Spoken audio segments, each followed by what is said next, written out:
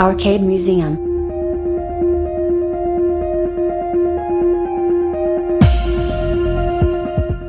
Bonjour à tous et bienvenue sur cette troisième vidéo d'Arcade Museum. Cette troisième vidéo est en quelque sorte un bonus à la vidéo numéro 2. Pour rappel, dans la vidéo numéro 2, on avait installé MAME sur Hyperspin et Rocket Launcher, donc la configuration complète pour le faire fonctionner. Et dans cette vidéo 3, qui on va dire est un petit peu un bonus, donc je vais vous expliquer au travers de cette vidéo ce qu'est exactement le fichier XML dans MAME, à quoi il sert réellement et comment surtout faire en sorte que tous vos jeux fonctionnent. MAME in XML.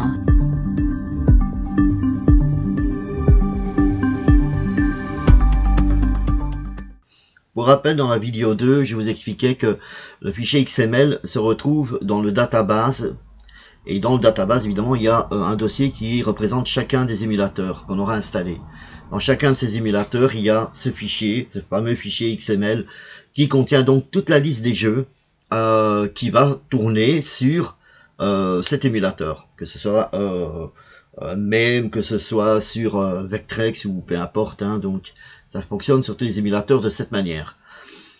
Et j'ai essayé l'autre jour, donc j'avais déjà une première version d'Hyperspin installée sur un autre ordinateur, une version plus ancienne, qui elle tournait avec Hyperspin et Hyperlaunch. Donc Hyperlaunch a été remplacé maintenant par Rocket Launcher. Et donc j'avais déjà un full set complet de ROM pour MAME à cette ancienne version. J'ai voulu tester avec ma version 0.192 qui a été installée ici dans ces vidéos, voir si les ROM étaient compatibles. Alors, sur 90% des ROM, ça ne fonctionne pas. Donc, il y a très peu de ROM qui passent. J'étais donc obligé de chercher un full set complet sur Internet en tapant full set ROM MAME 0.192 par rapport à ma version. Je l'ai trouvé, je l'ai donc téléchargé et je l'ai dézippé, enfin je l'ai pas dézippé, je l'ai décompressé dans le dossier ROM qui se trouve dans MAME, dans notre disque dur externe, pardon. Donc ici, on va voir ensemble qu'est-ce qui se passe. Il faut savoir donc que quand on place un full set de ROM dans le dossier ROM de MAME, eh ben, il se passe qu'il va vous mettre tous les jeux qui existent en MAME, c'est-à-dire tous les doublons, comme je vous avais parlé aussi dans la vidéo numéro 2. Il y a la version japonaise, la version américaine, la version européenne, il y a le set 1, set 2, le bootleg, etc. Donc j'avais parfois 5 fois le même jeu. Et donc ce que j'ai fait, pour ma part, j'ai été prendre par contre le fichier XML de mon ancienne version d'Hyperspin pour MAME, pour la mettre dans mon Hyperspin ici dans mon disque dur externe. Donc le fichier XML a été remplacé par l'ancien, où j'avais déjà donc créé une liste complète des jeux que je voulais absolument garder.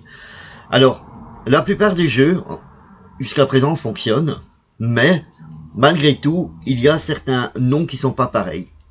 Exemple, je vais vous montrer. On va rentrer dans le disque dur,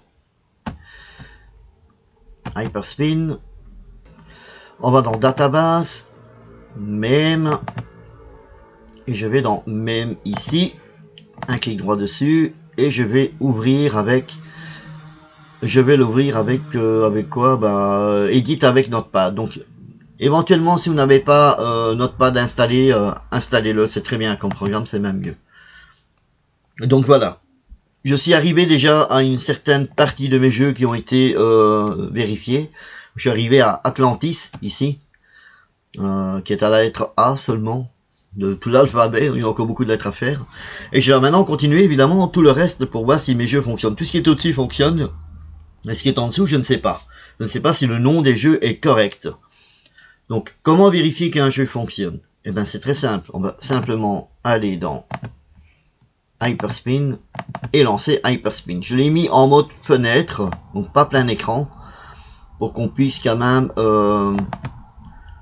travailler plus facilement, hein. Donc on attend qu'il se lance et on va directement tester le jeu Battle Shark.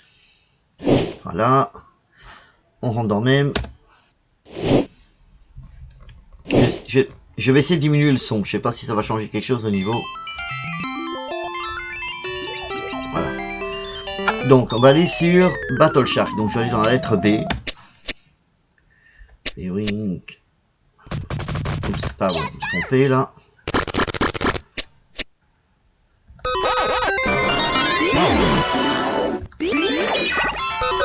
Donc on cherche Battle Shark. Il va pas être très loin là.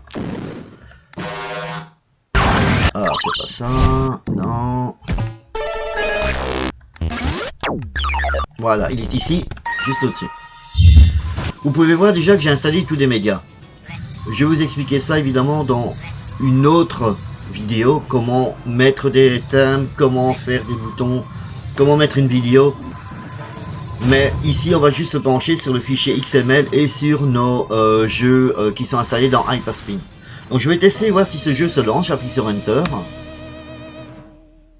Si le jeu se lance, ça veut dire que le nom est correct par rapport à l'XML. Donc du coup, je ne dois pas le changer.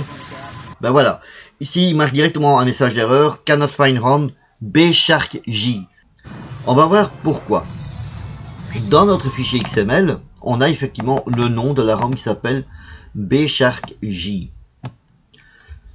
Il faut maintenant vérifier si la ROM elle-même dans notre dossier 1 existe déjà.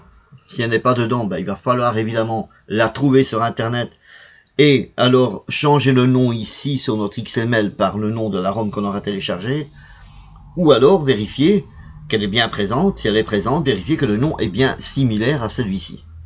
Donc pour ça, on va se rendre dans Hyperspin, émulateur même. On va dans les ROM. Et au lieu de chercher comme ceci, on va taper simplement bshark. Si j'écris moi bshark, ça va pas ça, bshark. Voilà, il connaît bshark et donc pas bsharkj. Il faut absolument mettre ce nom-ci, sans le J, dans notre fichier XML. Qu'est-ce qu'on fait alors? Ben, on va simplement ici derrière le nom, on retire le J, on fait CTRL S pour enregistrer. On va vérifier si maintenant le jeu se lance.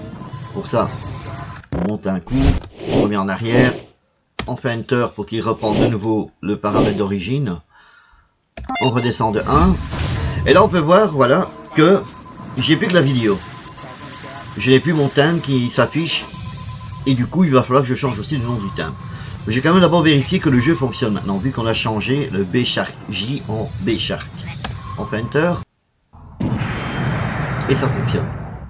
Donc simplement le nom empêche le jeu de fonctionner. Même si la ROM est présente, ce n'est pas pour ça que la ROM n'est pas fonctionnelle. S'il y a un message d'erreur qui apparaît, c'est que soit la ROM n'est pas dessus, donc n'est pas dans le dossier, il va falloir donc la télécharger sur le site ROMstation ou Gametronic, ou un autre, peu importe. Ou alors, la ROM est présente, mais elle porte un autre nom que le nom inscrit dans votre fichier XML. Pour le thème maintenant, vous avez bien vu qu'il y avait un thème avant qu'on change le nom.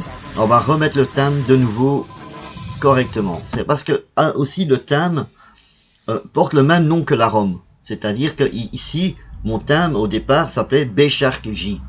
Donc il faut qu'il s'appelle bshark uniquement. On va dans Fichier source, Hyperspin, et on va dans Média. Dans Média, on va dans Meme. Et on va dans thème, pardon. Tous les thèmes sont représentés ici. Ça contient donc les images qui sont à l'arrière, les petites animations et tout. Je tape bshark. Et voilà, ici mon thème porte le même nom que ma ROM avant. Donc bsharkj. Donc il est nécessaire également ici pour que le thème s'affiche sur notre Hyperspin, de rechanger le nom ici également. Donc on va faire un clic droit sur le nom de notre thème, on fait renommer, on clique sur la droite, on efface le J et on fait Enter. Et à présent, notre thème va s'afficher correctement dans Hyperspin. On va vérifier tout ça. Voilà, on va ici descendre d'un nom. Et voilà, notre thème est bien présent à l'arrière de notre présentation. Voilà, si toutefois vous avez aimé cette vidéo, n'oubliez surtout pas de faire le petit pouce bleu, d'appuyer dessus. Un petit like fait toujours plaisir. Et n'oubliez pas non plus de cliquer sur la petite cloche pour recevoir les notifications des nouvelles vidéos à venir. La prochaine vidéo donc sera vraiment consacrée sur le Vectrex et l'émulateur Vectrex. Voilà, salut à tous! Arcade Museum.